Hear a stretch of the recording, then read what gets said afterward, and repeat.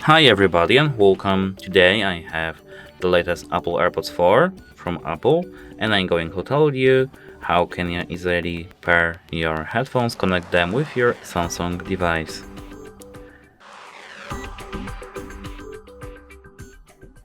So at first you have to go into settings on your Samsung phone.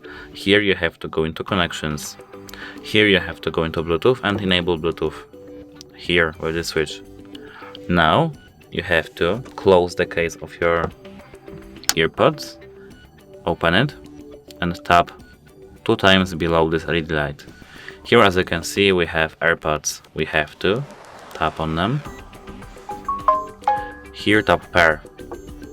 And that's it. Hope it helps you. Goodbye.